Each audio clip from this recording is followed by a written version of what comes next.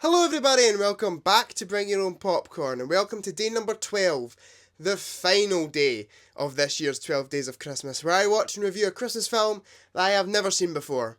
And in today's episode I will be watching and reviewing for the first time White Christmas.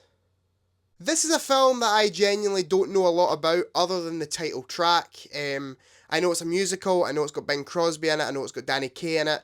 In terms of plot, I know very, very little. This one kind of comes as a recommendation from my friend Josh. He watches this pretty much every Christmas day. He absolutely loves this film. So yeah, excited to get into it for that reason. And I do kind of love films from this era. I love musicals from this era. So yeah, just really, really excited to watch this one. But in terms of plot, I know absolutely nothing. I'm going to guess it's going to be a nice little romance. But yeah, really excited to watch this one. So without further ado, let's watch White Christmas. Okay, so here we have White Christmas, which was apparently nominated for an Oscar. I'm going to guess that was because of music, like Best Original Song or something. But let's read what it's about. Two army buddies, played by Bing Crosby and Danny Kaye, team up after the war and become a successful song and dance act. While on a skiing holiday, the pair stage a benefit to save an inn run by their old commander, who is beset by financial difficulties resulting from a lack of snow.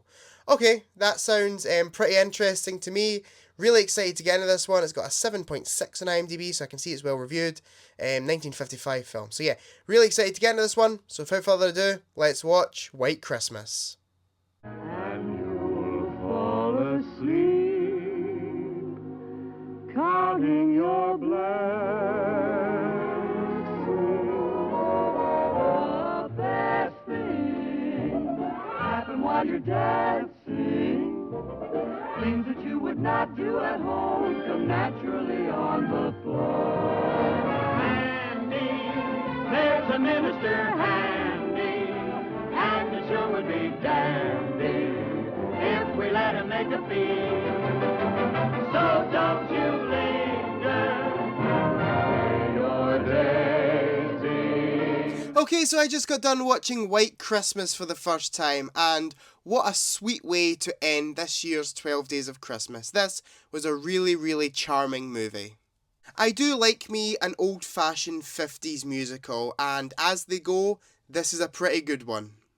I don't think it was great by any means, and it was a fairly standard flick, but it was a really, really enjoyable one. I had a great time whilst watching it. I think the story is a little bare bones. Not an awful lot actually happens. It more just takes its time to focus on the romance that it builds up in the movie, which is really well done in my opinion. I thought that the two romances that go on in this movie are really well handled, and all the performers have really good chemistry with one another. The film also has a really nice sense of humour that a lot of these 50s musical comedy films had, which I just think's infectious. I really love it. And I know it's a very old-fashioned sense of humour, but I can't help but think it is incredibly charming. And I think all the songs in the movie were fantastic. Some were better than others. There were a few musical sequences where I found myself finding it was a little repetitive, but most of the songs I thought were fantastic. And also there were some really, really heartwarming moments in this story, especially towards the end. I didn't cry, but I could feel myself getting quite emotional. However, as I said, the story is incredibly bare bones. Not an awful lot happens. I almost feel as though they knew these four actors would have great chemistry with each other, and so built a movie around those four actors, which isn't a bad thing necessarily because they are fantastic, but the story really shows that it was maybe built from nothing a little bit. I just wish some more interesting stuff would have been going on in this movie. It really is a very bare bones romance, like one of the most standard romance films I think I've ever seen. But again, that's not a bad thing because the chemistry between the actors is just infectious to watch. And that brings me on to the performances. I thought pretty much all the performances were great in that kind of 1950s way, if you get what I mean. I thought Bing Crosby and Danny Kaye were excellent in the movie. They were genuinely pretty fantastic, especially Danny Kaye. I thought he stole the show for me. He is a wonderful performer and almost reminds me of Dick Van Dyke in that kind of charismatic way. He's really great here. To be honest, I'm not going to actually go into detail and picking actors out with this one because I genuinely thought everyone turned in a great performance. There wasn't one bad performance in the movie, in my opinion. Something I love about 50s and 60s films, I feel like all the actors bounce off each other more. I don't know if it's because they were maybe more used to theatre work than a lot of actors are now. But they just bounce off each other. None of them seem like they're trying to steal the show. They're almost using each other to play off each other, and I really like that. And it's definitely present here. You can see all the actors just working off each other, and it's just wonderful to watch. As for the direction, I thought it was pretty beautiful too. It came up saying this was the first film ever presented in VistaVision, and I think it looks gorgeous.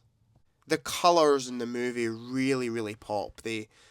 I just wish they would bring that kind of style of filmmaking back a little bit, because I don't think anything has looked as beautiful as films from this kind of era. The cinematography I thought was great, and the musical numbers were filmed and choreographed to perfection. Some really beautiful long takes in here, and the direction was absolutely spot on, and what else can you expect from the director of Casablanca? I know a lot of positives for this film. However, I do sadly have a couple of negatives. I do think that this film went on for far too long. It did not warrant the 2-hour runtime by any means. And that is a common complaint I normally have for films from this kind of era. They never know when to stop. It almost feels as though everything filmed from the movie ended up making the cut, where I think a couple of the musical sequences maybe and a couple of scenes here and there could have been easily cut from the film to bring it down to a much more tighter 90-minute runtime. And overall, I just wish that the story was a bit more interesting. I just wish there was a bit more substance to it. It just kind of seemed like it was thing happens, thing happens, thing happens, thing happens, and thing happens. And it kind of lost my interest in a couple of places. Overall, however, I thought White Christmas was a very infectious film. That is my word to describe this movie. Infectious. It was infectiously fun.